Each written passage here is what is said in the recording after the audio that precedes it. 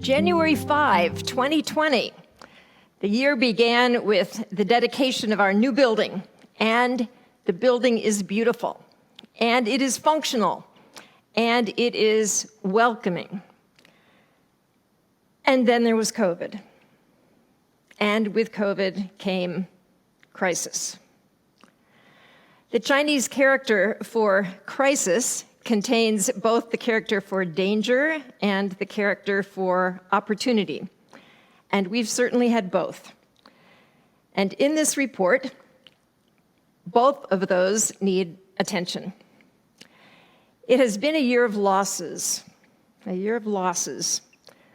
Deaths, yes, 20 members or friends of FPC. Just a couple of them, though, were known to be of COVID. You yourselves have experienced other deaths, COVID and not, among your extended family and friends. Compounding these losses has been our inability to gather here in our familiar pews, to remember and to celebrate and to let our tears mingle. So you and I have found other ways, new ways, to mark these passages, but it hasn't been the same. And that's been uncomfortable. In our effort to avoid the dangers of contagion, we've lost opportunities for physical connections, seeing and hearing one another directly, and doing things as simple as shaking hands and passing the peace, receiving communion, even just sitting side by side. We took things for granted, didn't we? We are embodied creatures, and we bring our bodies to church, not just our souls. For the same reason, we haven't socialized together as usual. Just think of it, there was no Easter breakfast, and no canoe trip, and no family camp. August brought no shrimp boil. Fall came and there was no picnic for the opening of the fall season. And in December, we had no senior Christmas brunch. But we are people who worship together and people who want to eat together, and we haven't. And so there's lots of feasting to catch up on. There were so many concerns as the year went on. Can we keep all the staff? Can we keep connected? What will happen to congregational giving? How do we offer communion? How do we manage a congregational meeting? And we've found a way to figure all that out. Surely, as Walter Brueggemann has said, the work of ministry is to render the lethal force of this virus no match for the goodness of God. So there have been opportunities to be the church, declaring and acting out the goodness of God and the love of Jesus Christ. There was worship. Of course, it's not the same. But pastors and musicians and worship center celebrants have led worship every Sunday. Didn't miss one. Technology became a tool for ministry in many ways that none of us could have experienced or imagined. I am gratefully indebted to Paul for assuming leadership in this area when I was out on bereavement leave and continuing. Many of you would never have considered participating in worship through your computer prior to the pandemic, but we've sure learned the importance of this media for homebound folks and for members who are distant geographically, and also for welcoming new worshipers and perhaps new members one day. There was pastoral care, too. Immediately, Pastor Paul created a small telephone check-in group system to help assess needs. I initiated driveway meetings with the pastors in early spring and have continued through the fall with chilly lunches and garage meetings with more than 30 people now meeting together outside. Families gathered for picnics after memorial services outside. Freedom Village residents gathered on the patio to greet the pastors. Zoom coffee hours became an available, easy access way for folks to connect on Sundays. Deacons ordered delivered Christmas bags for our members who are 80 and over, and offered a face-to-face and masked greeting at those doors. Spiritual Growth brought Advent activity bags to families. There was pastoral care and contact. And there were session meetings and council meetings and staff meetings on Zoom. Presbyterian women continued in a variety of settings. AA returned to the building in June, maintaining their appropriate social distance and cleaning protocols. Preschool returned. The administrative and business aspects of the church continued without missing a beat. And with no travel necessary, attendance at all of our meetings soared. Those unfamiliar with technology had a lot of incentive to learn. There was even a stewardship campaign. A large cadre of folks delivered stewardship bags, more than the typical envelope, including an apple to tie into the Fruits of the Spirit theme, a section of communal artwork, suggestions for healthy activities. You continued to give and to show your faithfulness to this congregation and your gratitude to God, mailing checks and arranging for electronic fund transfers. And there was ministry in the community, food boxes for Community Action House, opportunities to purchase coats for Children's Advocacy Center. 2 members organized Holland Helpers using Facebook to help network people with particular needs to those who had the ability to assist.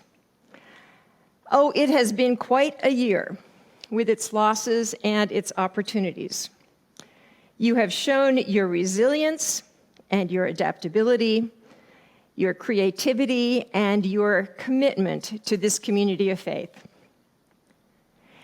You have been looking at my email closure from Sister Julian of Norwich for years now. Some of you have jokingly told me that you are rather sick of it. Some of you have told me that you are tired of it, but you're glad to see the reminder. This past year, God has certainly shown me, and I hope you, that even in a pandemic which has turned the world upside down and inside out, that it is possible that all will be well. All will be well, and all manner of things will be well.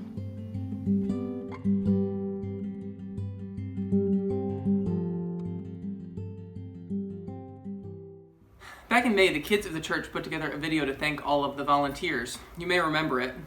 They listed all of the areas where volunteers serve the congregation. It was an impressive list of duties fully managed by the members of this congregation. We're so grateful for the work that you do. Similarly, as I reflect on 2020, I started to come up with a list of all that I am thankful for from this past year. We've adapted and done interesting and appropriate ministry for this season. This congregation has tried new things like recording themselves on their phones.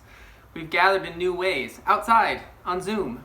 We've stayed connected and cared for each other with Deacon's Bags and Young Families events. This year, I am sure, will be a turning point in the church. There will always be before COVID, BC, and after COVID, AC. We will think of ministry in new ways. We'll stay connected in new ways. We'll have a blank slate to dream about what the church looks like now and in the future after this pandemic that brought it all to a halt. This year wasn't fun, but it was exciting. No one would choose a year like this, but I do think it has prepared us for the future in new and exciting ways. So thank you for your adaptability, thank you for your patience, and thank you in advance for your creativity and your excitement moving forward.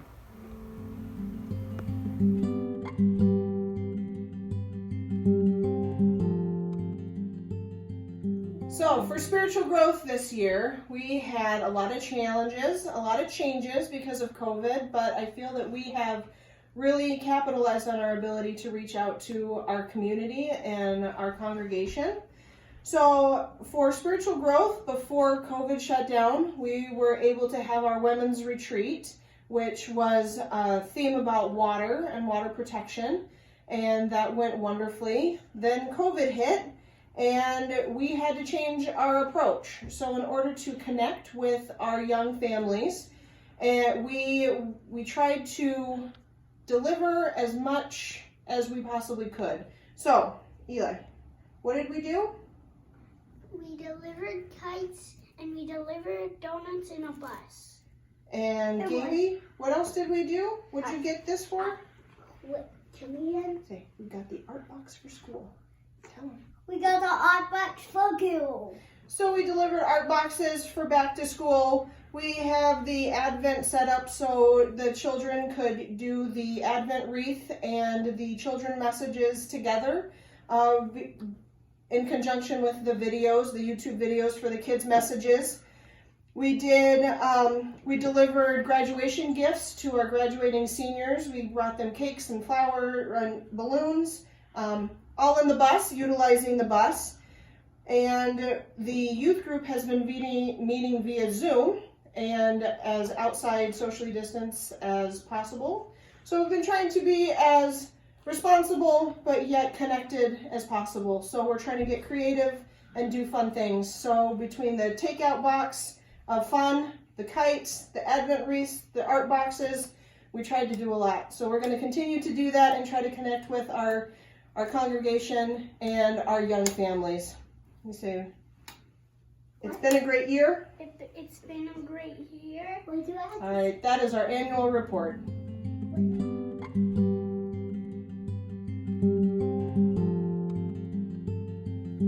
In 2020 and the COVID pandemic gave the Mission and Outreach Council additional opportunities to respond to the needs of the people in our community. Due to the loss of jobs and income, there were many additional challenges that our partners and others in the community face. As in the past, we again supported 10 partner agencies. This year they were the Community Action House, Resilience, Kids Food Basket, Good Samaritan Ministries, Children's Advocacy Center, the Holland Free Health Clinic, Out on the Lake Shore, Acts, 70x7, and Escape Ministries. In addition to the usual $20,000 given, we had money from Emerging Needs that was available to respond to specific needs with financial support. Together as a committee, we looked at the needs and were able to give an additional $11,700 in response. We are grateful for our congregation who values working with local agencies that share our values to meet the needs of this community.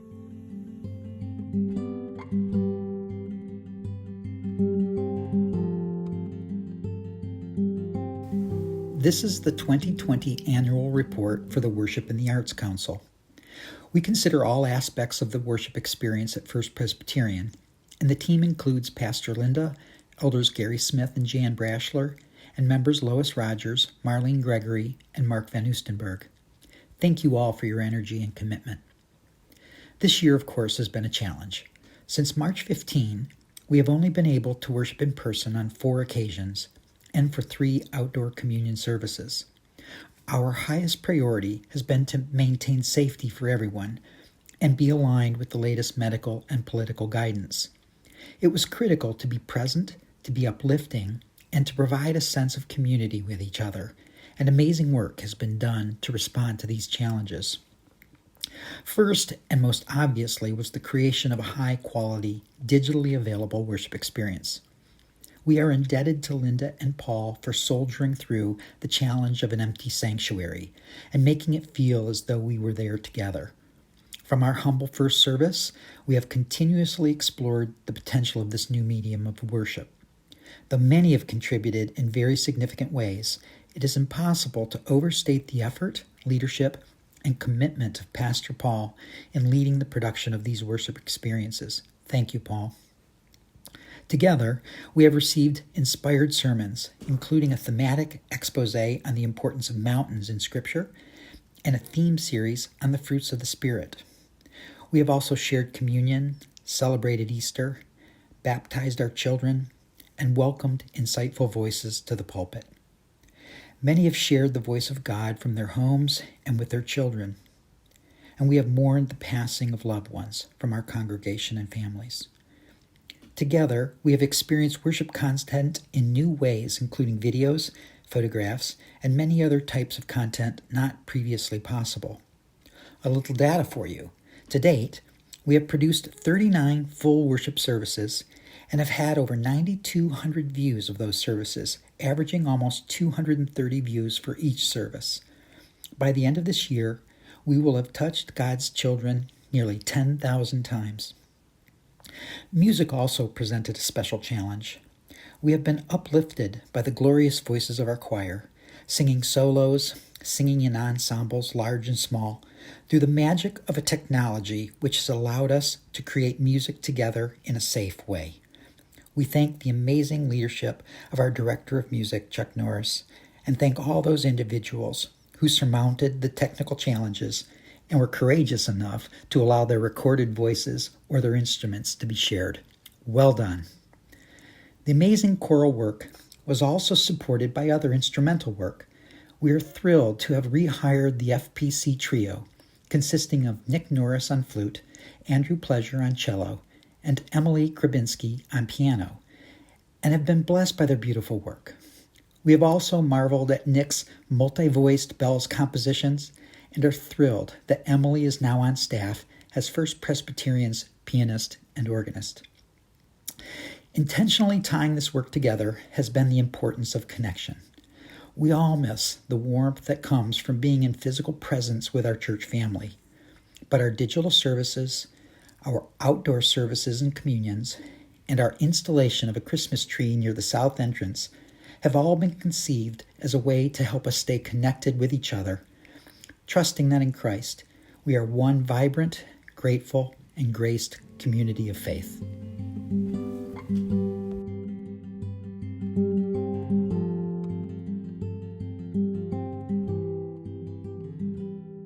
Deacons were not alone in their need to rethink how to best fulfill their ministry for the needs of our church family. As we oriented ourselves to the new restrictions, we also got acquainted with Zoom meetings. For a time, everything was on hold per state mandate, and until we learned how social distancing and masking could keep everyone safe. Then the transporters team started transporting again, coordinating rides for members of the congregation that needed help getting to doctor's appointments and outdoor church services. The nourishers team initially sent out meal gift cards to first responders and later to graduates. When it was safe, they started delivering meals again. The comforters team sent many cards for all situations, delivered prayer shawls, and also created weekly call lists for our members that might normally get a visit. The handy workers team helped a member get situated in a new home, as well as some assistance with removing appliances. Since the deacons could not have any in-person gatherings in 2020, we purchased 4 outdoor chairs to be used by members who wish to have a safe outdoor summer chat at the church. We also assembled and delivered a little over 100 Christmas gift bags for members who are 80 and over, plus a few to younger individuals living alone. The deacons appreciate the financial support of our congregation. Thank you. This has certainly been a time of change that has affected virtually everything in life. One thing that hasn't changed, however, is the faithfulness in which our congregation has provided its financial support for the ministries, programs, and administration of our church. While as of this recording, the books have not been closed for the year, it appears that giving will exceed budget and is further supplemented by a special gift that was received late in the year. This, combined with good expense control, the year will end with a net surplus, providing some additional financial cushion as we head into 2021. Thank you for your unwavering support of FPC, especially in a time such as this. Looking ahead to 2021, giving income is expected to be about the same as that budgeted for last year. The expense budget, however, includes some increases in expense, primarily to provide technical support to continue online worship services, additional administrative support during leadership transition, and the annual cost of a contract to provide maintenance and inspection of the new elevator. Earlier in the year, the church qualified to participate in funding under the CARES Act, which will provide some bridge financing to help support our budget for the year and into 2022. As we consider our future, we must recognize that we have had declining numbers in membership over many years, and this was accelerated last year.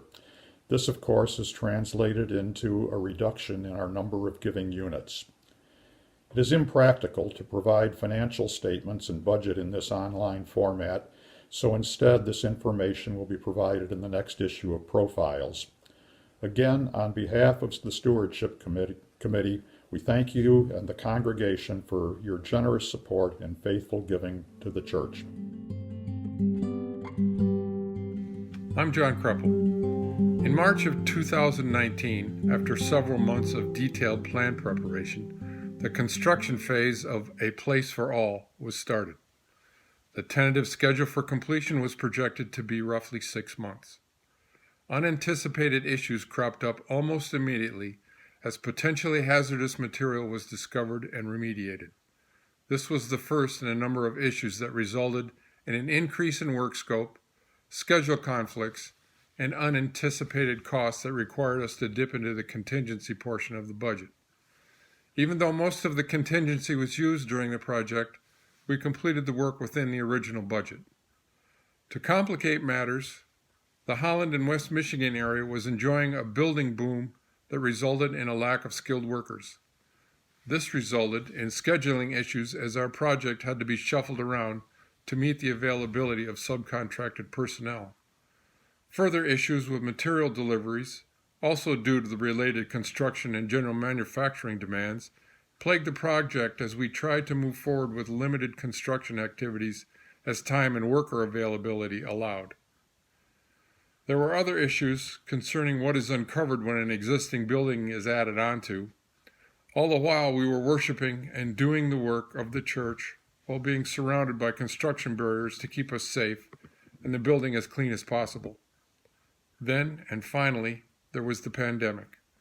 The session provided proper conservative guidelines for what could transpire during the shutdown.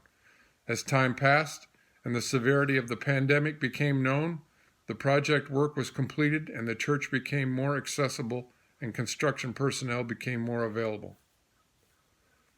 As envisioned by the building committee, the church renovations will be enjoyed in the hopefully very near future. We have met our goals of increased accessibility to all building areas, increased usable space, improved security, and a beautiful church home to truly be a place for all. I'd like to recognize and thank the members of the building committee led by Chairperson Larry Grinwis, Hillary Rothlisberger, yes, she was here in the beginning of the conceptual discussions, Sandy Peterson, Larry Bergantz, and William Haynes. Of course, Reverend Linda was there to provide spiritual guidance as well as to contribute to the discussions of the details. Thank you all for your dedication and patience. Special thanks to Tom Samuelson and Sherry Harris for supporting our efforts and putting up with having the administrative assistant's office painted the wrong color due to one of the committee members reviewing the wrong drawing. Finally, thank you for trusting me to make whatever contributions I could during the project.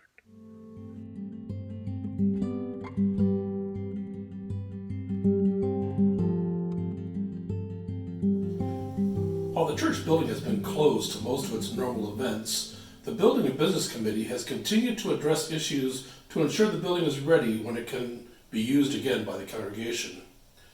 During the closed period, most of the issues remaining from the building project were completed, and the Building and Business Committee had to address the future maintenance needs of the changes that were made to the building.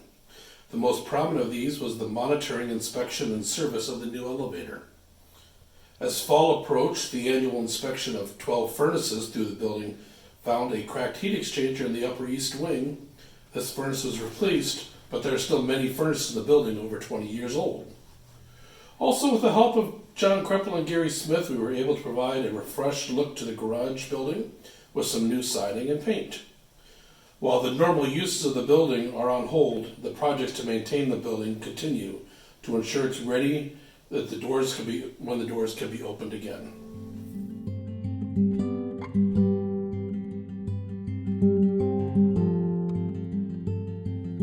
Hi, my name is Keely. I'm the new committee chair for Troop 147, and I'm going to do a quick 2020 scouting year in review. Last year in 2020, we actually had 20 rank advancements for boys, including 3 of them that earned the rank of Eagle. Also with that, we had 3 Eagle Palms that we awarded to 2 existing Eagles. So they went above and beyond after getting their Eagle rank ceremony to earn some more merit badges. We actually had 85 merit badges, which were earned by the boys through last year, which was really amazing thing considering we were not allowed to attend summer camp last year. Other awards we had 35 other various awards from a cyber chip, a Toten chip, a fireman's chip, a National Outdoor Camping World Conservation Award as well. We had 44 members of the troop, youth and adults, participate in Scout Sunday 2020. Unfortunately, camping events were severely constrained due to COVID, but we did manage to get 7 nights of tent camping in 2020, which was in February, August, September, and November. We attended a Lumberjacks hockey game, John Ball Zoo, Meyer Gardens, and we had an amazing weekend for a welding merit badge. For 2021, we hope to attend Sea Base, which is actually in Florida. That will be for 6 nights in June. We're going to hopefully go to Philmont Scout Reservation in July for 15 nights, and also summer camp at Cole Canoe Base for 7 nights, and that will also be in July. Some of the boys and a few of the adults are actually doing all 3 back-to-back, so it's almost 4 weeks straight. So we hope to resume our normal monthly camping schedule, and as soon as we can and as soon as it's feasible to do that. And then all of our adult leaders have been trained. They are all up to date with their training, and we actually had 2 more adults participate in Wood Badge as well. So thank you for your time. Thank you for the support that you've given us, and we hope to see some other boys and everyone else very soon. Thanks.